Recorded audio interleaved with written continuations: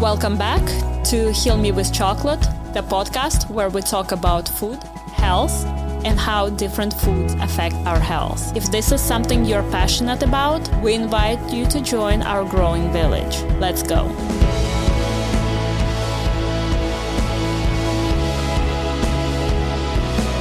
On today's episode, we're gonna talk about bean to bar, or rather tree to bar chocolate, and the art of crafting healthy chocolate.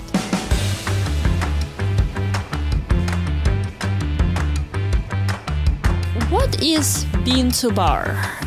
It's a very chocolate maker slang to essentially mean that you start from the whole cacao beans and you go through the sequence of actions to create the final product, the chocolate, out of it. So, important distinctions. People know who chocolatiers are. They don't normally know who chocolate makers are. And chocolate maker and chocolatier are two different professions. So chocolate makers is people who take the cacao beans. They know all of the properties, the tastes, the recipes. They know how to roast them, how to winnow them, how to turn it into an artisan chocolate bar. And so they take the beans, they go through steps, their recipes, and they come out with the chocolate bar at the end. Chocolatiers don't make chocolate.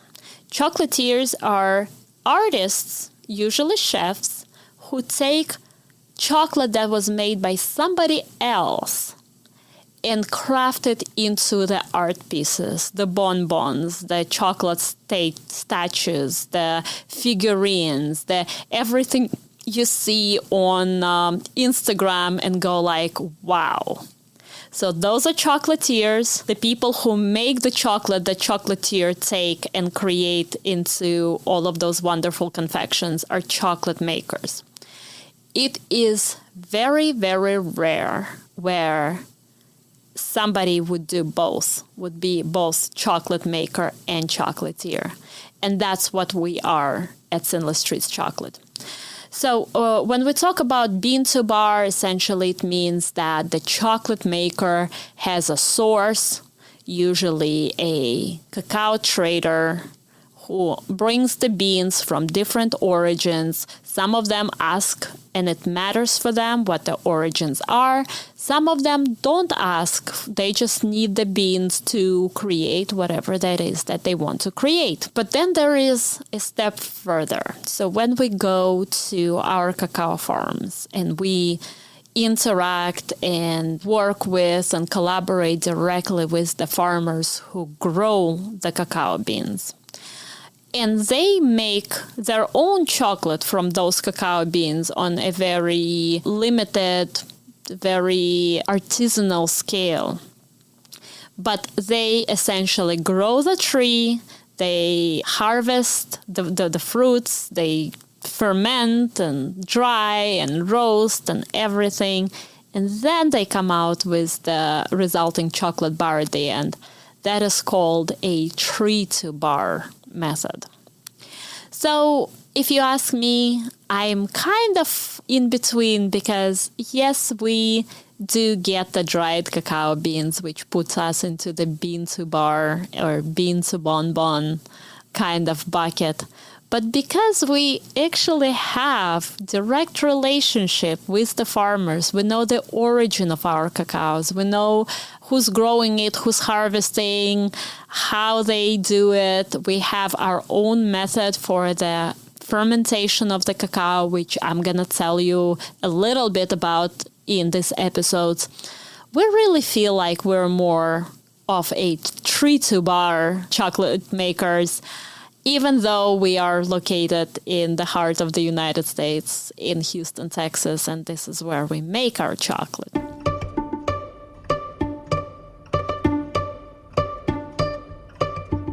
Usually, the process of making chocolate looks very different for artisanal chocolate makers and to large companies.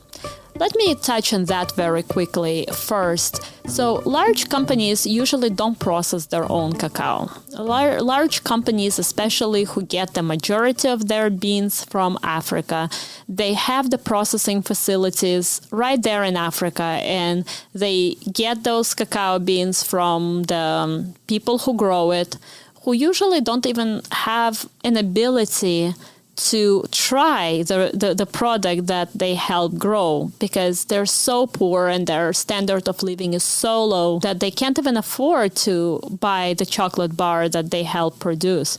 But they sell their cacao beans after they've been fermented and dried to those large processing facilities.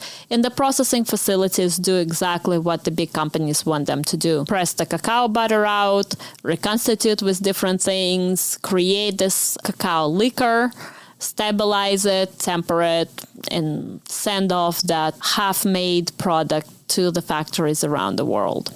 The artisan chocolatiers and chocolate makers, they're a little different. So they actually care what goes into the chocolate. And so when you talk to an artisan chocolate maker, then the origin of cacao, the flavor profile of specific beans and what goes into it, that really matters to them. And sometimes they really know what they're talking about, and sometimes they really don't. I will give you one story. Last year, I went to one of the big chocolate festivals, and I was browsing through the artisanal cacao display, and there were different vendors. And I saw this vendor from Brazil, and he tells me that this is the chocolate from his family farms. Like, his father is a farmer, he grows this cacao, and it's minimally processed, and it's great, and he encouraged me to try it. So I asked him if there is sugar in it, and he said yes. So I picked up the bar, and I'm looking at the ingredients. And the ingredients, honestly, are not bad. So there is cacao beans, cacao butter. I'm like, great. There's sugar. I'm like, not so great, but okay, I can live with it. And then there is a fourth ingredient, and it's soy lecithin. And that's where I got very curious, because we make the chocolate directly from the beans and we don't add the lecithins in it. And so I asked the guy, I said, do you know why lecithin is in it? Because otherwise it sounds like a really great product. There is nothing else added. There's no reason for it to be there. And he says, the soy lecithin is there so it can temper properly. And I said, well, that's weird, because I make the chocolate and we make it without the lecithin, and it tempers just fine, forms the proper crystals, is shiny, has a perfect snap. And then he tells me, oh, no, I was mistaken. Really, we put soy lecithin there for shelf life. And I'm like, really? I said, well, this is chocolate. It's solid chocolate. Other than soy lecithin, you're listing only cacao beans, cacao butter, and sugar in it. There's literally nothing that is shelf unstable. There is no water activities. There's nothing that can grow mold. Like, the solid chocolate bar shelf life can be forever. It's like a doomsday food. It's like one food is going to survive any kind of apocalypse would be the solid chocolate bar, and probably bring the great nutrition in post-apocalyptic world too. But in reality, that interaction told me one thing. Either he really didn't know why it's there, but everybody puts it and so they decided to put it, or it's not as clean as they claim it to be. Because the reason soy lecithin is generally there is when cacao is being reconstituted with anything other than the cacao butter, the difference of densities is so high that it can actually separate.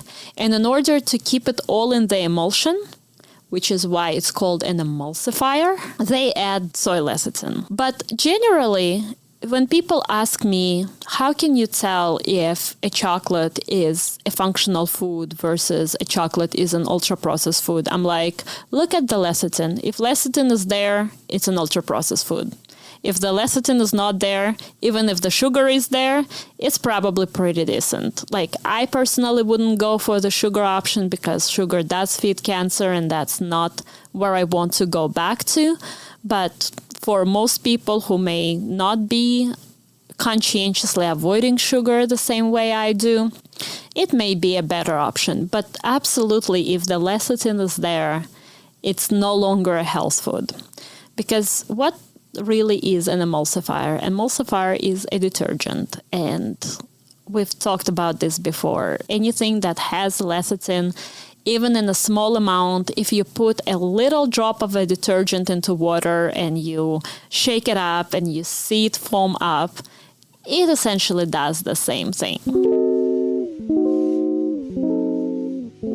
So, bean to bar or tree to bar process. What happens? Like, what are the steps that chocolate has to go through to become from this delicious, sweet, tangy fruit into a delicious, sweet chocolate bar? Well, first of all, it takes about 9 to 10 months for the cacao fruit to grow from the flower into the full-grown pod. And when we grow the cacao pods, if you go on Google and Google cacao pod colors, you would see that cacao pods come in all colors of the rainbow. It can start at any color and finish at any color. The way that growers, the cacao farmers, know that the food is ripe is when the fruit transitions from its original color to its final color completely. And at that point, that fruit is being harvested and fermented. And so, once again, for people who didn't know this, cacao, like real chocolate, is a fermented product. Means that it has all of those really beneficial nutraceuticals and amino acids. And, you know, if you think about kombucha has all of those really great things that the process of fermentation did to it. And in general, fermented foods are excellent prebiotic and probiotic, and in some cases postbiotic. So it's something that really nourishes our health in more than one way. So cacao beans, the seeds, are fermented in the sweet pulp that it's surrounded by. And the sugar in the pulp is what feeds the yeast, driving the fermentation process. If you're wondering to yourself where the yeast comes from, that's a very good question. So when we harvest the cacao pods in Ecuador, we wrap it in this wild banana leaves from the rainforest. And those leaves have yeast cover on the bottom part of the leaf, the natural microenvironment of those banana plants. And so once you wrap those cacao pulp with cacao seeds in those banana leaves, the yeast starts breaking down the sugar, causing the fermentation process, and releasing all of those very beneficial amino acids, vitamins, minerals, things that generally very, very beneficial to health. The fermentation process is anywhere between 3 to 7 days, depending on the sort and what you're trying to achieve. So when we were initially doing the evidence-based approach, scientific method to creating our chocolate, we started measuring the output of amino acids at different days of fermentation. And so we tried it on day 4, on day 5, on day 6, and on day 7. And what we noticed is that peak nutraceuticals, the highest amount of beneficial components happen on day 6 of fermentation.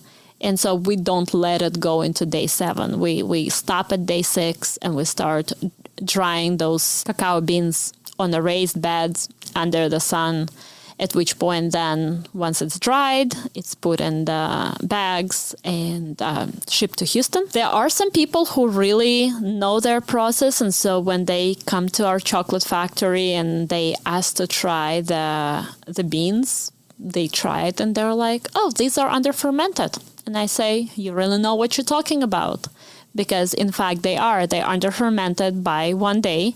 Because if you keep that heat, because fermentation process releases a lot of heat, it starts breaking down some of those beneficial molecules.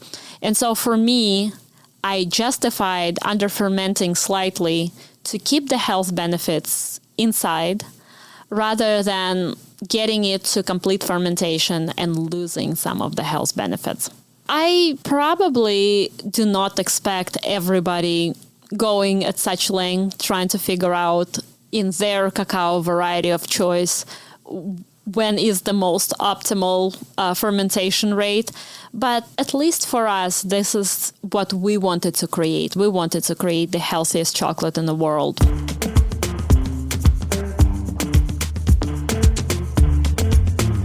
After we ferment and dry, we get them in Houston, and then we roast the cacao beans. And roasting cacao beans is very similar to roasting coffee beans. And if there is coffee lovers in our audience, you would know that you go to this roastery and it's this kind of notes and it gives coffee this kind of taste. And if you do it like this, maybe you roast coffee in your own home.